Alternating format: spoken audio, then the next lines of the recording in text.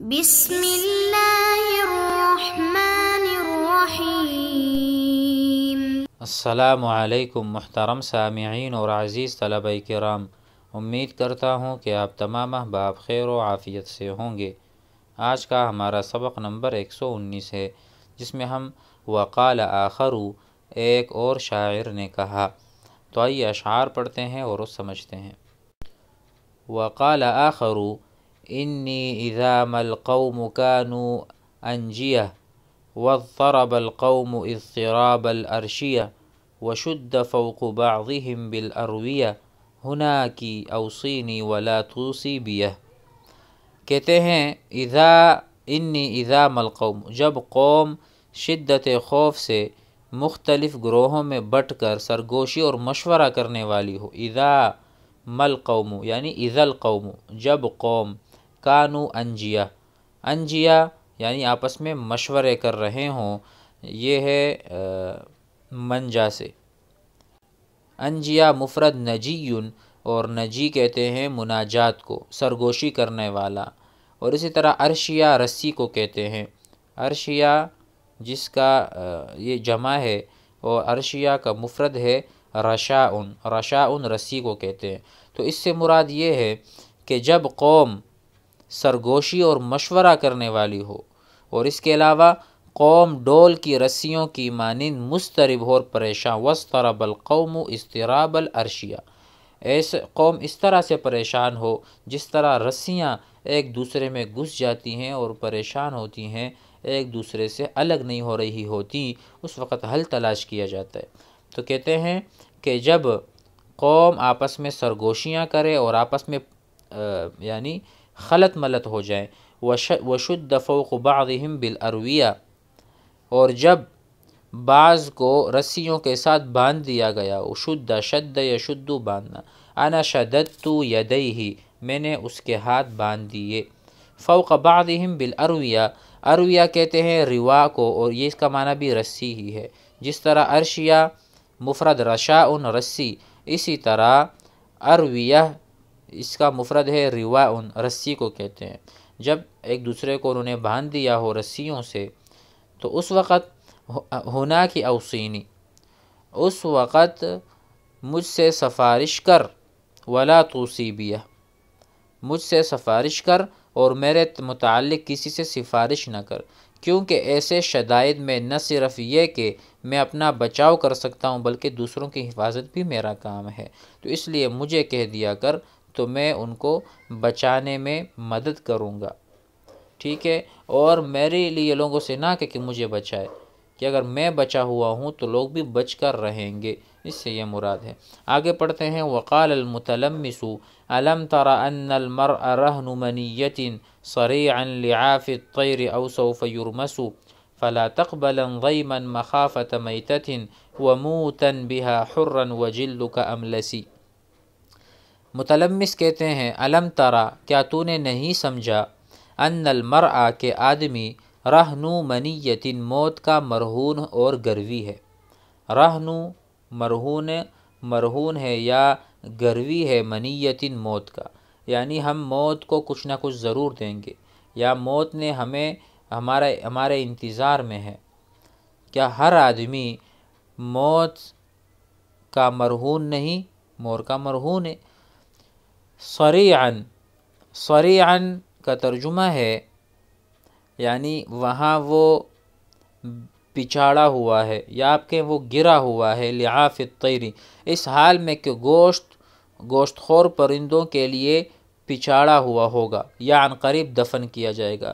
یعنی شاعر اپنی قوم کو انتقام پر برانگیختہ کرتا ہے، کیونکہ شاعر کی قوم کی دشمنی تھی بکر بن وائل سے، نیز نعمان بن منذر پر تعریض بھی ہے، کیونکہ اس نے بکر بن وائل کی مدد کی تھی اور یمامہ پر قبضہ کی کوشش بھی کی تھی۔ تو اب یہاں پر کہہ رہے ہیں اگر انسان یا تو مرے گا تو کوئی اس کو دفنانے والا بھی ہوگا، یا اگر کوئی دفنانے والا نہیں ہوگا تو پھر پرندے اسے نوچ لیں گے۔ لعاف الطیر او سوف یرمس یدفن، یا تو وہ دفن کیا جائے گا یا وہ مارا جائے گا، تو صریع یعنی مقتول، جریح گر جائے گا کسی میدان میں، تو پھر اس کو پرندے ہی کھائیں گے۔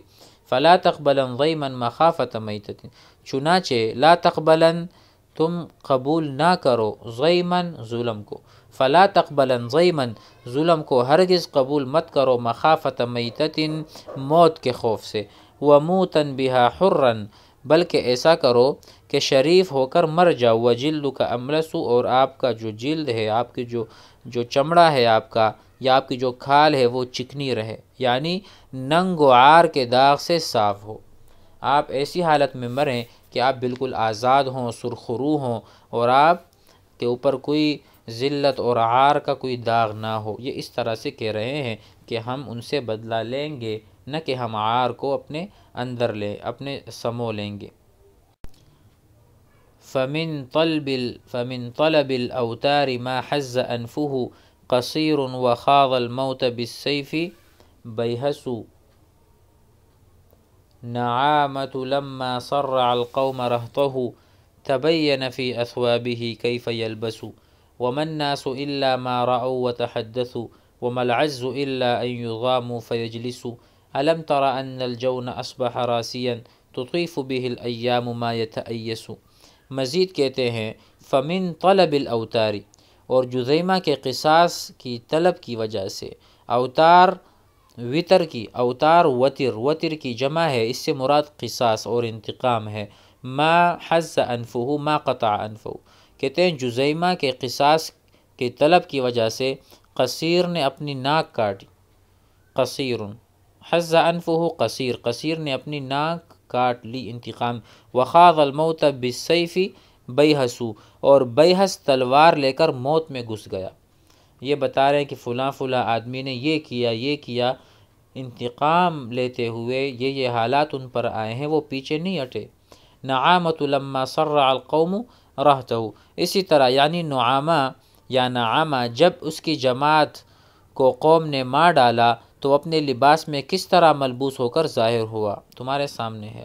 صرع القوم قتل القوم رہتہ، جماعت کو، تبینہ جب وہ ظاہر ہوا، فی اثواب اپنے کپڑوں میں، کیف یلبس وہ کیسے اس کو، تو اس کا مطلب یہ ہے کہ اس طرح کہ جب اس کے آدمی قتل ہو گئے تو اس نے شلوار قمیص کی جگہ اور قمیص کو شلوار بنا کر پہنا، اور کہا کہ جب تک قصاص نہ لوں گا اس وقت تک ویسا ہی رہوں گا، چنانچہ اس کی قوم نے اس کی مدد کی اور قصاص لیا۔ نعامہ یہ بیہس سے بدل ہے، عطف بیان ہے، تو یہ کہہ رہے ہیں کہ جس طرح فلاں نے قصاص اور انتقام لیا ہم بھی لیں گے، تو اس طرح ہمیں بھی کرنا چاہیے۔ وَمَا النَّاسُ إِلَّا مَا رَأَوْا وَتَحَدَّثُوا، اور لوگ نہیں کرتے اعتبار کسی کا بھی مگر اس چیز کا جس کو وہ دیکھتے ہیں۔ وَمَا النَّاسُ إِلَّا مَا رَأَوْا، جو وہ دیکھتے ہیں اور جس سے وہ بات کرتے ہیں، تحدثوا جس بارے میں بات کرتے ہیں۔ وَمَا الْعَجْزُ إِلَّا أَن يُضَامُوا فَيَجْلِسُوا، اور ظلم بجز اس کے نہیں ہے کہ اس پر ظلم کیا جائے بلکہ وہ خاموش ہو کر بیٹھے رہیں۔ اس سے مراد یہ ہے کہ